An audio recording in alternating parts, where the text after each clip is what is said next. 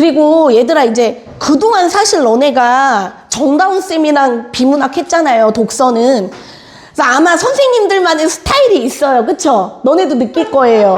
뭐 학교 선생님도 학교 선생님대로, 나도 나대로 다 있는데, 저랑은 여러분이 주로 문학 위주로 봤는데, 오늘은 문학이 아닌 이제 독서 요령에 대해서 얘기를 할 건데, 제 스타일은 이래요. 저는 독서를 볼 때 좀 두 가지를 강조합니다. 하나는 거기다 좀 너네 그 여기 153쪽에 마침 공간이 좀 많잖아요. 거기다 좀 적어주면 좋게 필기하세요.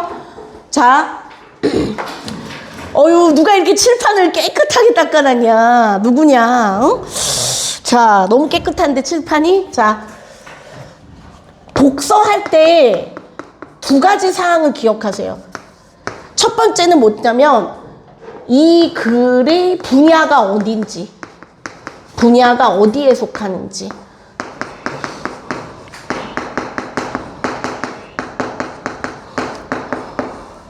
이거를 먼저 파악하셔야 돼요.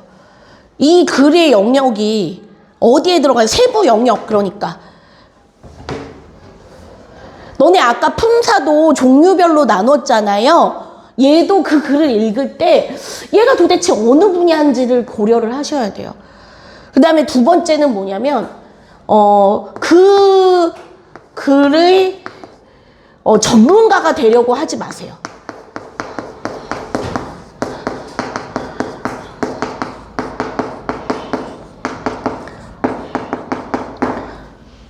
애들이 그 비문학을 이런 걸 하다 너네 그 똑똑 같은 것도 풀어서 알잖아요. 예를 들어 무슨 김응도 그림 뭐가 나왔다. 그러면 애들이 김응도에 대해서 잘 알아야 된다고 착각을 해요. 그다음에 이제 오늘도 보니까 루소 나오죠. 그럼 니네가 루소라는 사람에 대해서 잘 알아야 된다고 착각을 해요. 아, 물론 알면은 배경 지식이 있으면 유리하단 말은 제가 할게요. 물론 루소에 대해서 이 글에 대해서 배경 지식이 있거나 그 분야를 좋아했던 사람이 유리한 건 사실이에요. 왜요? 아무래도 좀 배경 지식이 있으니까 쉽겠지. 그런데 그거의 전문가가 되라는 말이 아니에요. 이 문제를 출제한 사람들은 이 글에 너네에게 무슨 뭐 철학자가 되라든지 과학자가 되라든지 그게 아닌데, 근데 약간 우리나라 교육제도의 잘못인 게 너무 이게 좀, 그래서 어쩔 때는 막 그런 언어 영역 막 잘 나가는 그 선생님들은 여러 분야에 다 되게 마스터가 돼야 된다고, 뭐 틀린 말은 아닌데, 영어도 비슷하죠. 그리고 영어 독해 해다 봐도 영어를 문법적으로 독해가 돼도 좀 배경 지식이 없으면은 이해가 아니면 반대로 영어 문법이 조금 부족해도 내가 알던 스토리면은 해석이 잘 되는 경우도 있을 거고요. 그래서 내가 하고자 하는 말은 일단 부담을 줄여야 돼요. 게다가 여기 플러스 요새 여러분이 잘 글을 안 읽다 보니 쇼츠나 릴즈 이렇게 하도 우리가 이런 그 동영상이나 유튜브에 익숙하다 보니까 글자를 거기 딱 봐요. 지금도 이거를 읽는 자체를 니네가 싫어해. 맞죠? 별로 안 좋아해요, 읽는 거를. 그래서 너네가 지금 누구보다 독서하는 게 쉽지가 않을 거예요. 앞으로 보세요. 아마 국어 점수 점점 평균 점수 같은 거 하락할 것 같아요, 내 생각에. 점점 국어 실력이 점점 이게 좀 글쎄 저한테는 유리할 수도 있겠죠. 제 밥벌이는 될지 몰라도 이게 웃어야 될지 울어야 될지. 그래서 너네가 좀 독서를 함에 있어서는 그 어떤 글을 읽더라도, 문학도 비슷해요. 사실 문학이나 시 역시 읽었을 때 그 글쓴이의 관점을 파악해야 되는 거거든요. 그러니까 이거를 좀 주의하면 좋겠어요. 애들이 대부분 비문학이 어렵다고 생각하는 사람들은 이것 때문에 그래요. 어떤 단어나 어떤 개념이 나오면 그거에 전문가가 돼야 된다고 착각을 해가지고 나는 이거 모른다고 절레절레 하면서 포기해버리죠. 그래서 저는 오늘은 이거를 좀 이 5 분야에 대해서 짚고 가고, 그 다음에 이제 글을 한번 읽는 훈련을 해볼 겁니다. 자, 그럼 그 5 분야 있잖아요. 자, 제 말이 맞아요. 요 5개 영역을 넘지 않아요. 니네가 수능에서도 보잖아요. 이제 머지않아 너네 뭔 얘기만 같지? 앞으로 몇 년 남았냐? 한 5년 남았나? 네, 5, 6년 남았네. 너네가 수능을 볼 때도 그렇고요. 그 5 영역을 벗어나지 않거든요. 자, 그럼 거기다 쓰세요. 5개의 영역이 뭐냐면, 자, 그리고 니네 여기 똑똑도 보시면, 자, 봐봐. 여기 똑똑도 보시면, 여기 잘 보면, 여기에 이렇게 써 있어. 사회. 나중에 보세요. 사회, 뭐, 과학, 이렇게 여기 소주제가 있어요. 어디에 들어가는지. 영역은 5개입니다. 외우세요. 인문. 근데 이거를 억지로 외우기보다는 자연스럽게 아시면 돼. 인문, 사회, 그다음에 예술, 과학, 기술. 이렇게 5분야고, 요 2분야가 많이 유사하고요. 요 2분야가 많이 관련이 또 됩니다. 너네도 아마 한두 번씩은 단어는 들어봤을 건데, 자, 오늘부로 정확하게 명확하게 알고 갑시다. 인문이 뭐고 사회가 뭐고 뭉뚱그레하게 알지 마세요. 딱 설명할 수 있을 정도로 되셔야 돼요. 저 5개념은. 자, 먼저 인문이라는 거는 이 인이 알죠? 이게 사람 인자죠? 사람. 그래서 얘는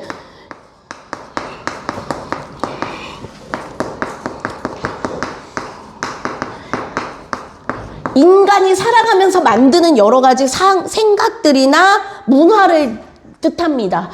그래서 예를 들어서 뭐 언어, 우리가 쓰는 언어, 역사, 그다음에 뭐 철학과 있죠. 그다음에 뭐 심리, 이런 거 다 여기에 들어가요, 여러분. 그래서 선생님도 국어 국문학과 이런 것도 인문학부예요. 인문. 왜냐면 사람은 아까도 얘기했지만 동물이랑 사람이 가장 다른 것 중 하나가 언어 사용이죠. 왜냐면 물론 너네 그거 알죠? 뭐 벌도 춤으로 뭐 소통을 하고 개미도 뭐 페로몬, 의사소통을 안 한다는 얘기는 아니에요, 동물들도. 그런데 인간처럼 이렇게 고도의 언어를 사용하는 동물은 없어요. 그래서 언어, 뭐 인간이 만드는 역사, 인간의 삶에 대해 다루는 철학, 인간의 MBTI, 마음 같은 거 다루는 심리학, 이런 거 다 인문에 들어가고요. 그 다음에 사람들이 만드는 게 사회의 공간이죠. 그래서 뭐냐면 인간의 사회적 행위와 관련이 돼요, 얘는. 사람들이 만드는 인간의 사회적 어떤 행위인데, 사람들이 살아가는 공간. 너네 사람이 살다 보면 법이나 제도가 있어야 돼요. 맞죠? 그 다음에 돈이 필요해요. 경제. 그다음에 뭐 정치도 있어야 되지, 다스리는. 너네 이른바 사회 시간에 배우는, 그쵸? 사회 시간에 나중에 과목도 있잖아요. 그래서 저런 관련이 나오면은 사회 지문입니다. 그 다음에 이제 예술은 쉬워요.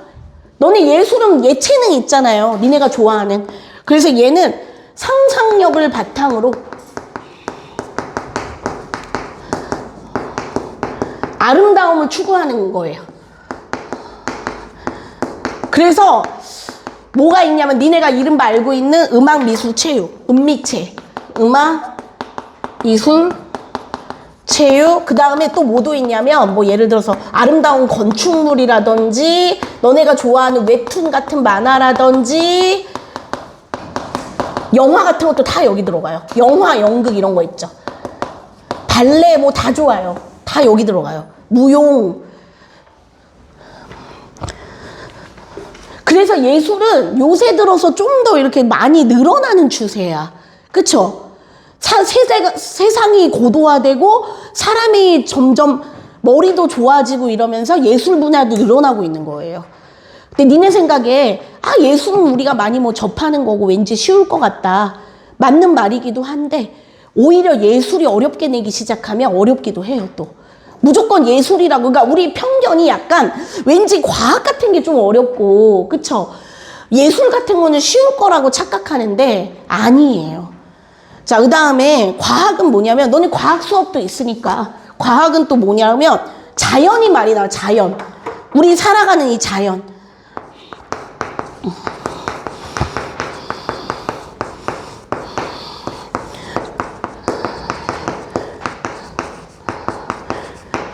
자연의 진리와 법칙을 연구하는 걸로 니네가 과목 얘기해봐요. 뭐 생물, 화학, 물리, 지구과학,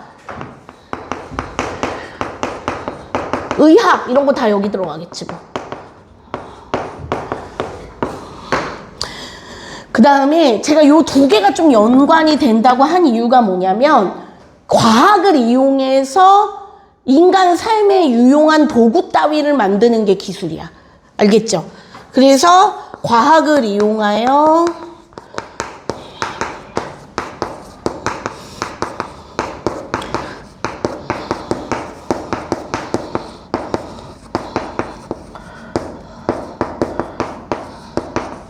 실생활에 적용하거나 아니면 기계를 만드는 거. 대표적인 게 뭐 우주선, 뭐 진공청소기의 원리. 그래서 니네 딱 봤을 때 이 중에 왠지 그림 나오기 좋은 게 뭘 것 같아요? 그림이나 사진. 얘네 쪽이에요. 얘네 쪽. 얘네는 그림이나 사진 같은 게 나오기가 좀 좋아요.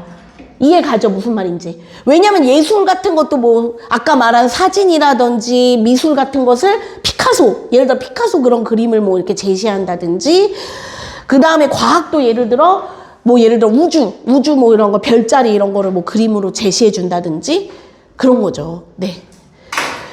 그 다음에 뭐 인문이나 사회 같은 경우는 특히 경제 이런 데서 왜 그래프 같은 것도 출제될 수 있고. 그래서 너네가 이 5파트에 어디 들어가는지부터, 그러니까 사실 니네가 이거 잘 몰랐었을 거예요. 맞죠?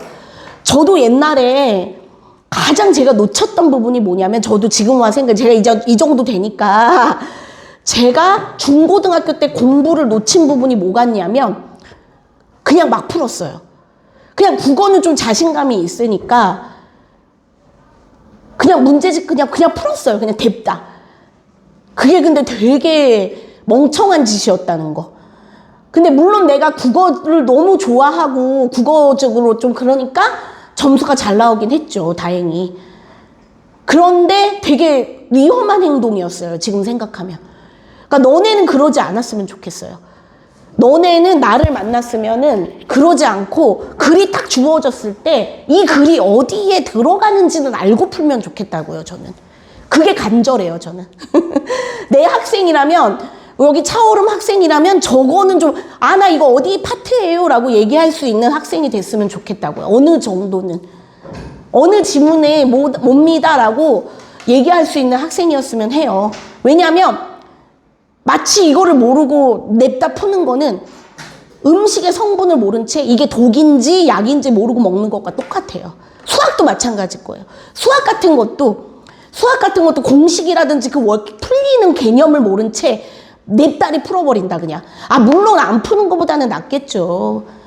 안 푸는 것보다는 낫지만 그거는 체해요. 쉽게 말해서 우리 사람도 아무거나 막 먹으면 체하듯이 문제도 무조건 많이 푼다고만 좋은 게 아니었어요.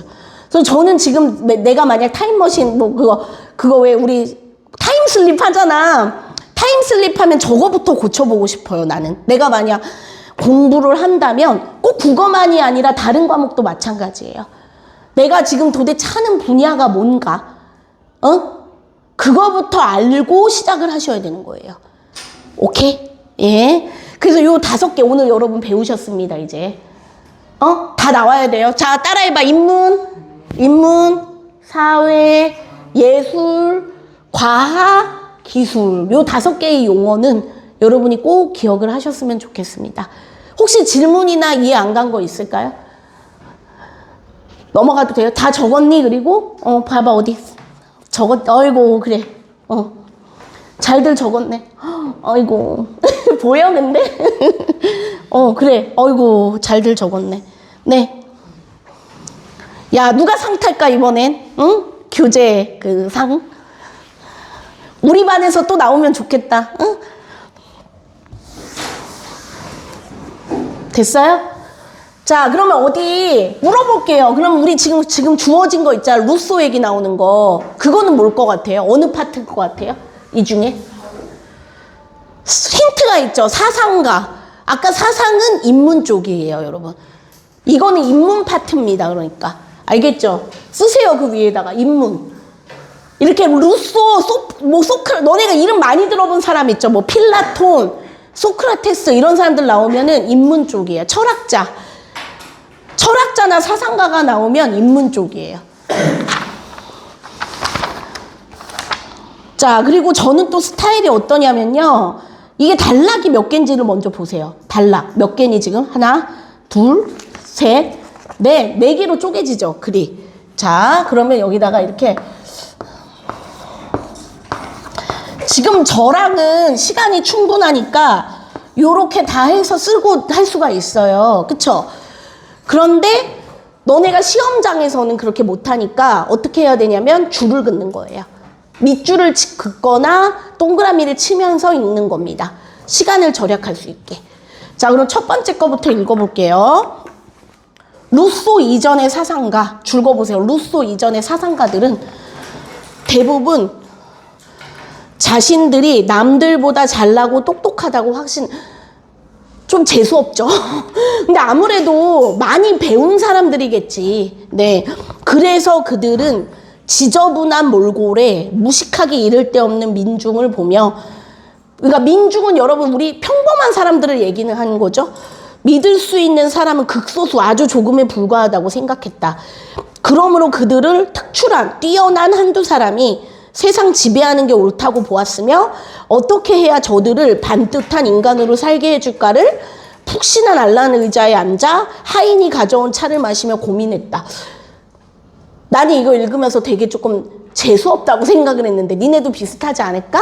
자, 그러면 뭐라고 쓰시면, 소주제가 뭐에 대한 거냐면, 자, 써보세요. 루소 이전의, 루소가 아니에요. 루소 전이에요. 루소 이전의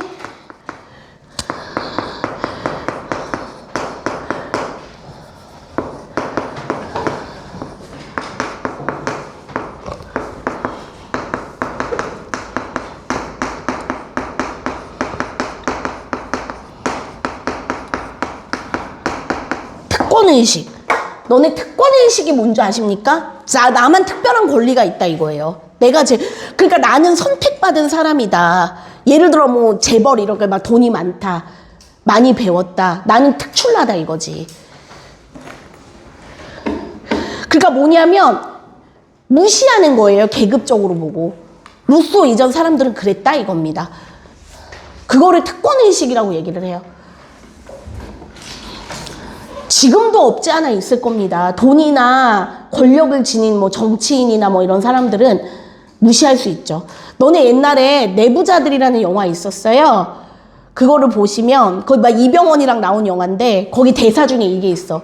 그 이제 언론사 사장이 뭐라고 얘기하냐면, 언론사 사장이었던 것 같은데, 개돼지들은 쉽게 읽는다. 개돼지가 바로 누구? 민중을 무시하면서 개돼지 같다 이렇게 얘기를 하는 거지. 그러니까 우리가 기억을 해야 되는 거예요. 그래서 우리가 부정부패 이런 거를 잊으면 안 되는 이유가 이 개돼지 취급받아요. 이렇게 무식하다고 생각을 해요. 그러니까 우리가 힘을 보여줘야 되는 거예요. 그래서 투표나 선거를 반드시 해야 되는 거고, 아시겠죠? 그래서 너네 이번에도 왜 윤석열 그때 뭐 말이 좀 조심스럽지만 그때 막 탄핵되고 이럴 때도 왜 사람들이 그 광화문 나가가지고 다 그랬겠어요? 민중의 힘을 보여주기 위한. 안 그러면 이렇게 취급받거든. 이렇게 여기 보면 뭐 몰골이 무식하고 막 이렇게 취급을 받거든요. 알겠죠? 자, 그 다음에 이제 2번. 그런데 세모해봐. 얘들아, 대부분 그런데 그러나 이런 거 나오면 앞에 내용과 어떨 것 같아요? 역적.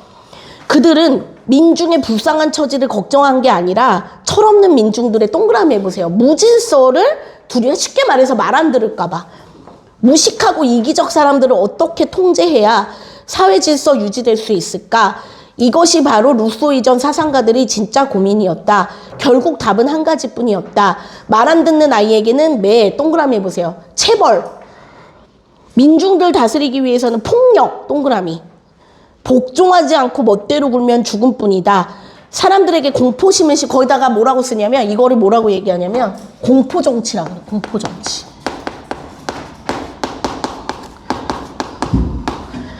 너네 그런 얘기 들었죠? 왜 북한 같은 데도 공개 처형하잖아. 알죠? 왜 말 안 듣거나 이러면 왜 묶어놓고. 그게 왜 그러겠어요? 겁주는 거예요. 아, 나도 저렇게 죽을 수 있겠다. 이렇게 될까봐 겁을 주는. 그러니까 이때도 그랬다는 거예요. 사람들을 이렇게 막 광장 이런 데다 모아놓고 사실 죄를 짓지도 않았을 수도 있죠. 공포심을 심어주는 효과가 있는 것은 없었다. 그래서 왕에게 반항한 죄인은 군중 보는 앞에서 잔인하게 처형했다. 이러한 사회에서 민중들은 자신들의 생각을 자유롭게 펼치지 못했다. 그러므로 루소 이전 지배층과 민중 사이의 사회계약은 일종의 수직적 계약. 수직이 뭔지 알죠? 위아래가 있는 거 그러니까. 그 계약은 단지 아랫사람이 윗사람에게, 즉 모든 민중이 왕에게 철저히 복종하겠다는 맹세였을 뿐이다. 자,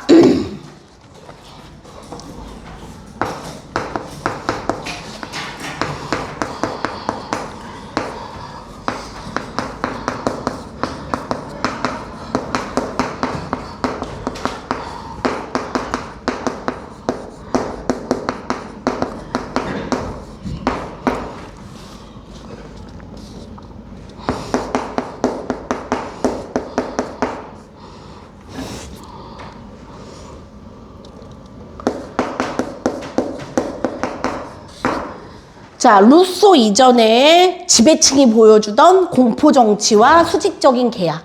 알겠죠? 매로 다스린다. 이거랑 위아래가 있다라고 보는 거죠. 말 안 들으면 안 돼. 이런 거. 자, 그러나 나오죠. 또. 동그라미 해보세요. 그러나. 그럼 내용이 어떻게 되죠? 그러나 나오면? 역적. 아까 말고 이제 반대 내용이 또 나오는데, 루소는, 그러면 이제 누구 얘기 나와요? 앞에는 루소, 그게 뭘까요? 봐. 얘들아, 루소 이전과 루소를 뭐 할 것 같아요? 이제 쓰세요. 대조해요.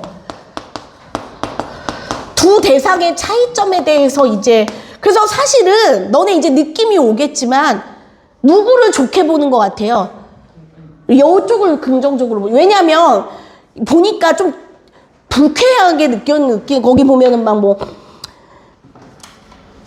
푹신한 안락 의자에 앉아서 약간 뭐 이렇게 좀 약간 비꼬는 듯한 말투들이 느껴져요. 그래서 아마 루소 이전 사람들은 좀 안 좋게 보는 것 같고요. 부정적으로 보는 것 같고 루소부터 긍정적으로 보는 것 같습니다. 느낌 오죠?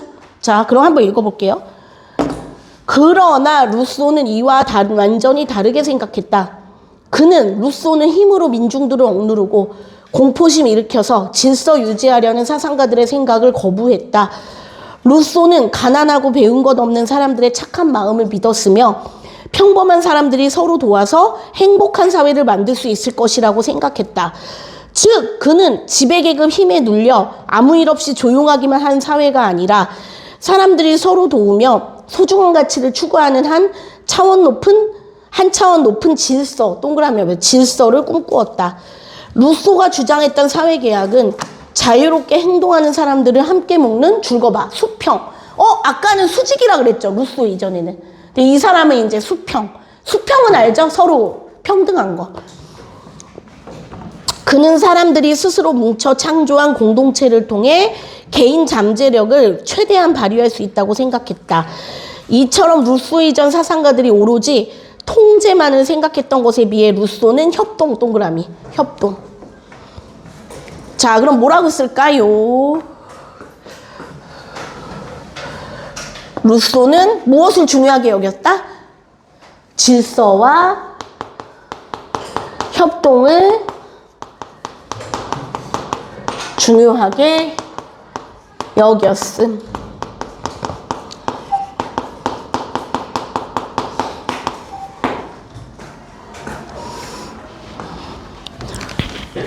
그 다음에 이게 뭐라 그랬냐. 여기는 수직적이라고 했는데 요거 뭐냐면 수평적 계약.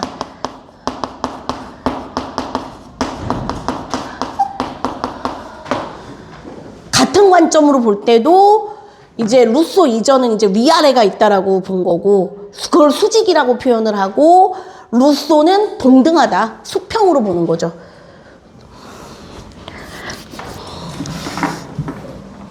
됐니? 자, 그 다음에 개인은 왜 자기 마음대로 행동하지 않고 사회 질서 지키며 사회 발전 위해 노력해야 하는가? 그것은 누가 시켜 강제로 따르는 것이 아니라 그렇게 하는 것이 개인 사회 모두에게 이익 동그라미 해보세요. 이익. 모두에게 이익이 돼야 한다. 루소는 사회계약론에서 어떻게 해야 개인과 공동체가 모두 이익을 누릴 수 있을까 하는 문제를 놓고 끊임없이 고민했다. 그는 민중을 내려다보며 한심해하는 엘리트가 아니라 너네 엘리트가 뭔지 알죠?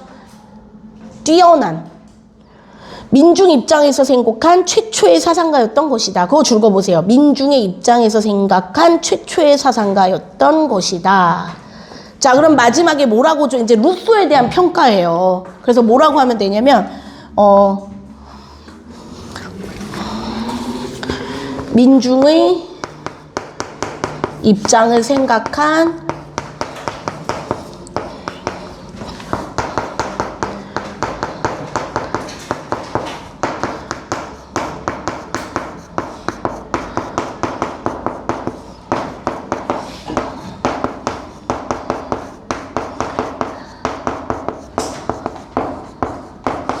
자, 이렇게 정리합시다. 민중의 입장을 생각한 최초 사상가로 평가받고 있는 루소다. 자, 그래서 얘를 이제 글을, 자, 그래서 이렇게 4개를 이렇게 썼잖아요. 이렇게 썼으면 이제 정리가 돼요. 얘를 이제, 자, 어디 저랑 한번 정리를 마지막으로 해볼게요. 자, 다 썼니? 썼으면 저 따라와 보세요. 글을 이제 한번 마지막으로 정리를 해보겠습니다. 저와. 자, 들으세요. 다 썼으면. 칠판 보세요. 자, 이 글은 루소라는 사상가에 대해서 얘기하고 있는 인문글이에요. 그런데 보세요. 먼저 누구를 얘기하냐면 루소 이전 사람들을 얘기해요. 자, 그래서 루소 이전에는 어땠냐면, 루소 이전에 이제 철학이나 이런 거를 얘기하던 사람들은 민중에 대해서 이제 특권의식을 가지고 있었는데, 뭐냐면 민중들은 뭐 더럽고 돈도 없고 무식하고, 그러니까 자기들이 다스려야 된다고 이렇게 조금 생각하고 있던 거죠. 그래서 이제 루소 이전에는 민중을 다스릴 때 어떻게 하냐면, 그래서 말 안 들으면 때려야 된다. 공포 정치나 위아래가 있다라고 수직적으로 질서를 지켜야 된다고 생각을 했던 겁니다. 그 여기까지가 이제 잘려요. 그래서 여기는 이제 루소 이전이고요. 자, 여기부터 이제 루소 얘기가 본격적으로 나옵니다. 그래서 말했듯이 이 사람은 부정적으로 좀 봐요. 안 좋게 봐요. 너네가 뭐 그렇게 잘났다고, 응? 근데 이제 여기 루소는 이거라는 거죠, 여기. 민중 위주로. 그래서 질서나 진심에서 우러난, 그리고 사람을 믿는다 그랬어요. 우리 민중도 똑똑해. 이거예요. 그래서 질서나 협동을 중요하게 여겼고, 수직이 아니라 수평적으로 대해줘야 된다고 얘기를 했던 거고, 그러다 보니까 이제 이 루소의 의미가 뭐냐면 좀 민중 입장에서 좀 생각을 한 최초의 사상가로 평가받는다고 글을 마무리하고 있는 겁니다. 그러니까 니네가 앞으로도 꼭 저랑 이렇게 안 하더라도 비문학을 볼 때는 단락별로 접근하셔야 돼요. 이렇게 잘라서. 너네 피자도 한 판 다 못 넣죠. 글도 똑같아요. 글도 한 번에 다 못 읽어. 좀 나눠서 눈에 착착 들어오게. 그래서 비문학은 더럽게 읽으셔야 돼요. 밑줄도 긋고 똥을. 나는 그래서 제일 좀 열받는 게 비문학 공부하는데 어떻게 책이 깨끗할 수 있어요? 나는 그거 인정 안 해요. 몰라, 다른 선생님들은 또 비슷할 거고, 어머님들도 의아해 하시더라. 야, 상담할 때 책이 깨끗하면 뭐라 하셔요.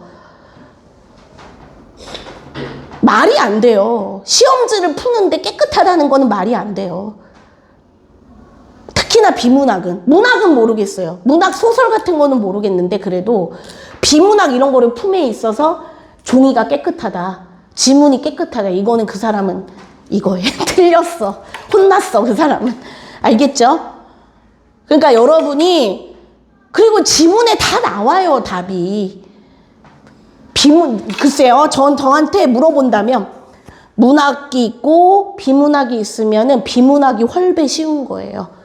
왜냐하면 문학은 아까 우리 비유 상징 이런 거 했잖아요. 특히 상징 같은 거 해석하기가 되게 힘들어요. 그 작가의 의도를 찾아내는 게 결코 쉬운 작업이 아니에요. 그런데 비문학은 여기 이렇게 다 나와요. 그래서 비문학이야말로 이렇게 다 나오기 때문에 사실은 틀리면 안 돼요. 근데 뭐냐면 이제 시간이나 정확도의 싸움입니다. 그러니까 정확하게 읽어야 돼요. 그래서 최대한 누가 빠른 시간 안에 정확하게 읽느냐야, 비문학은. 알았지? 그리고 그거를 하려면 당연히 어떻게 해야 돼요? 하나라도 제대로 읽어야 돼요. 하나라도 제대로 읽고 내가 말한 대로 어디에 들어가는지 얘가 뭐 인문인지 사회인지 그거부터 니네가 이제 접근을 해야지 소화를 시킬 수 있다는 거죠. 어떠세요? 조금 이제 잡히십니까? 자, 그래서 했고 그 다음에 이제 뒤에 OX를 한번 해보세요. 그러면 OX 하면서 점검을 해봅시다.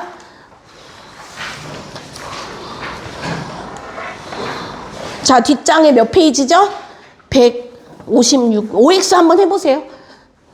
읽은 거를 토대로 해서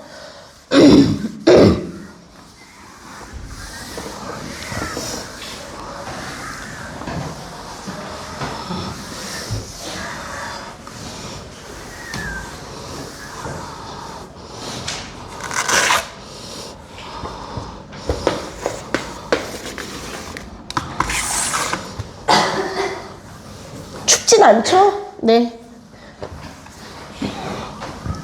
딱 온도는 좋은 것 같아, 지금. 선선하니.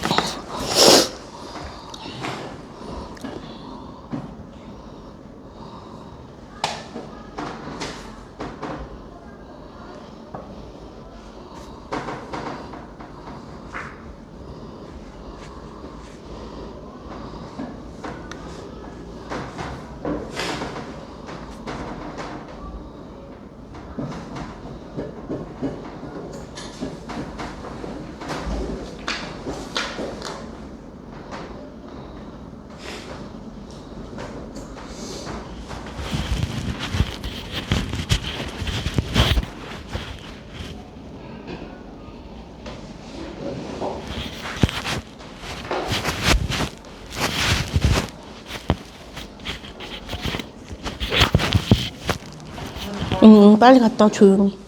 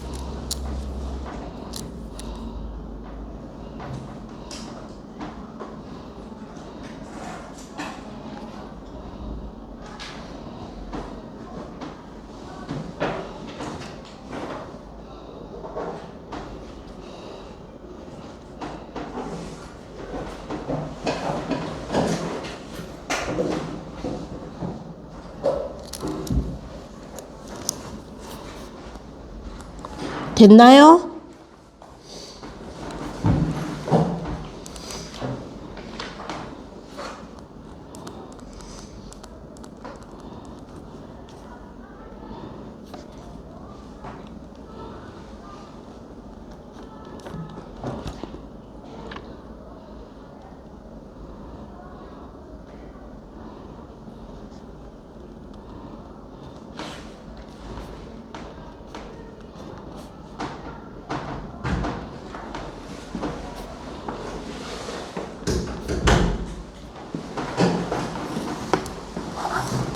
됐니?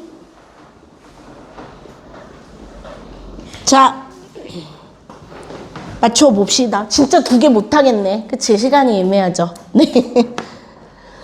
자, OX 문제 1번. 루소 이전의 사상가들은 민중 불쌍한 처지를 진심으로 걱정하고 아니라 그랬죠. 무시했다 그랬죠. X. 2번은 루소 이전 사회에서는 왕에게 반향한 죄인을 대중 앞에서 잔인하게 사용했다. 맞아요. 5. 3번 루소는 지배계급의 힘에 의해 유지되는 조용한 사회를 아니라 그랬죠.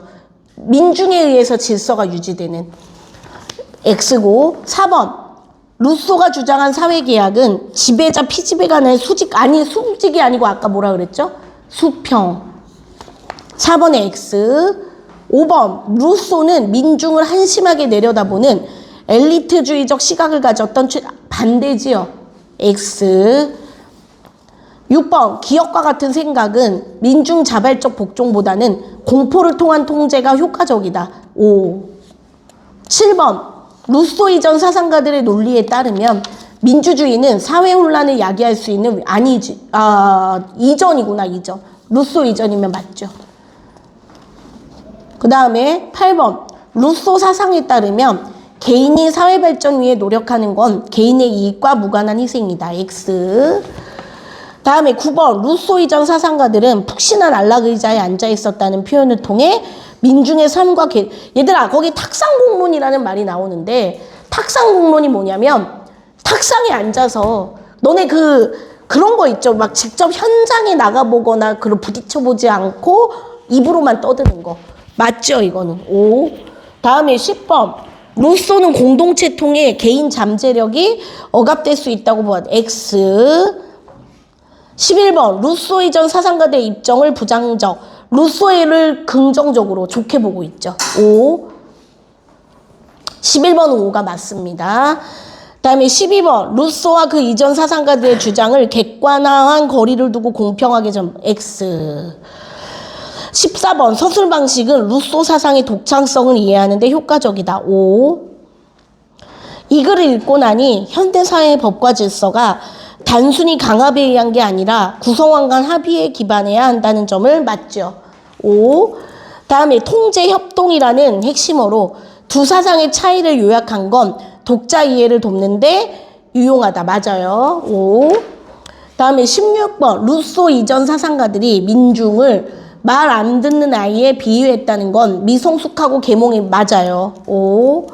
17번 협동에 기반한 사회계약 사상은 오늘날 기업의 수평조직 문화나 시민단체 그쵸? 5. 그래서 얘들아 있잖아. 요새는 기업이나 이런 데서도 알죠? 회사 이런 데서도 뭐 무조건 막 이렇게 과장 대리 이렇게 막 그 직급으로만 그런 게 아니라 능력이나 서로를 존중하는 태도. 그러니까 이거 5 맞아요. 다음에 18번. 루소 이전 사상가들이 사용한 공포정치는 현재 독재국가에서 맞죠? 북한이라든지 그런 나라들에서 우리나라도 공포정치 있었지. 그리고 우리나라도 왜 박정희 대통령 막 그럴 때 또 이거 있었고요. 19번. 루소의 관점은 개인 자유와 공동체의 이익이 어떻게 조화를 이룰 수 있는지. 맞아요. 5. 20번. 루소 이전 사회에 사회계약이 존재하지 않았다고 보는 것은 아니죠. 근데 있었는데 예전에는 수직이라고 생각했던 거고 그 이후에는 수평으로 바뀐 거고요. 됐니? 예. 그 다음 뒤에 문제도 풀었나요 혹시? 158, 159? 요거 풉시다 그럼. 그러면 시간 맞을 것 같아요. 그쵸? 158, 150 가야 되지 않니? 가세요. 풀어와. 너 왜 그래? 주호야, 엄마한테 전화해, 진짜? 아니지. 평일에 와야지, 그럼. 평일에도 안 오면서.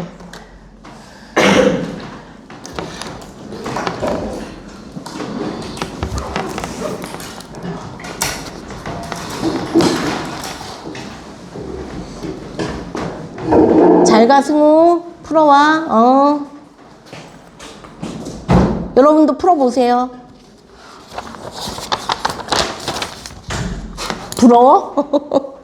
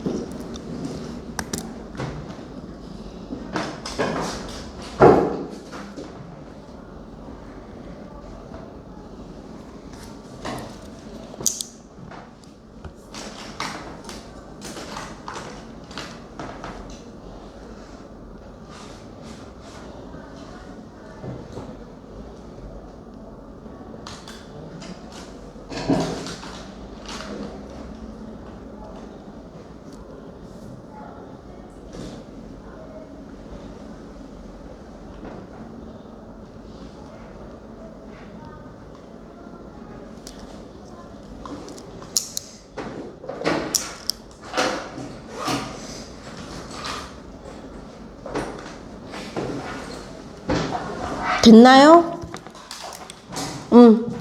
됐죠? 자, 그러면 같이 볼게요. 힘들죠? 아이고. 자, 얘들아, 21번 윗글 내용과 일치하지 않는 거 뭘까요? 답이. 아이나 했어? 네. 몇 번? 4번. 왜요? 틀린 단어가 있지.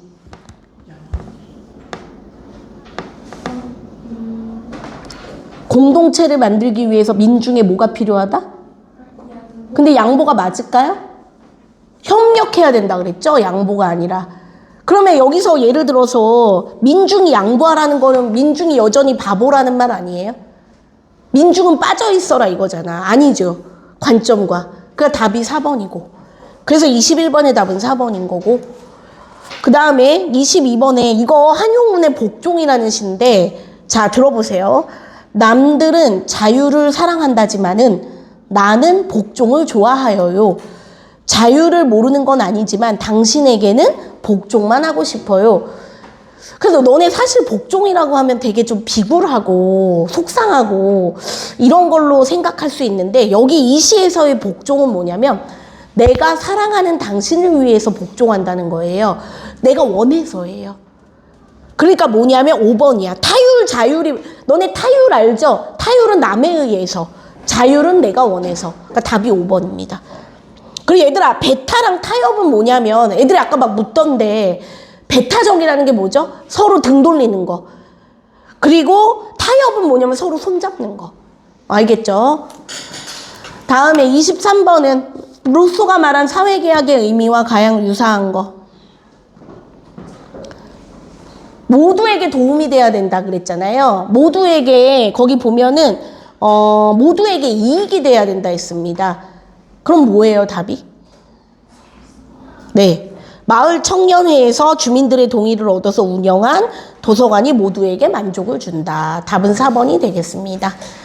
얘들아, 어떠세요? 또 다운쌤이랑 스타일이 다르지 않을까 싶은데, 맞죠? 그래서 2번은요, 지금 5분 만에 우리가 하기는 그러니까 숙제로 내드리겠습니다. 그래서 이렇게 하면 좋겠어요. 해서 166쪽까지가 숙제입니다. 알았죠? 예, 그럼 오늘 수업은 여기까지 하고 시간 좀 정각되면은 나가는 걸로 할게요. 마무리 좀 하고 정리하고. 알겠죠? 네. 그 클리닉 남는 사람들은 그거 똑똑 교재 가져오셨나요? 혹시 안 가져온 사람, 클리닉 해야 되는 사람 중에. 똑똑 꺼내세요. 클리닉 해야 되는 사람은. 네. 똑똑. 안 가져왔어? 진짜로? 너 엄마 전화해? 아니, 제대로 말해. 진짜야? 다른 일정 있는데. 아니, 그 엄마한테 얘기해? 그러면? 아니, 정확히 얘기해. 어머니랑 통화해? 아니, 네가 통화할게. 그럼 선생님이. 엄마랑. 정해, 네가. 조금이라도 하고 가. 조금이라도.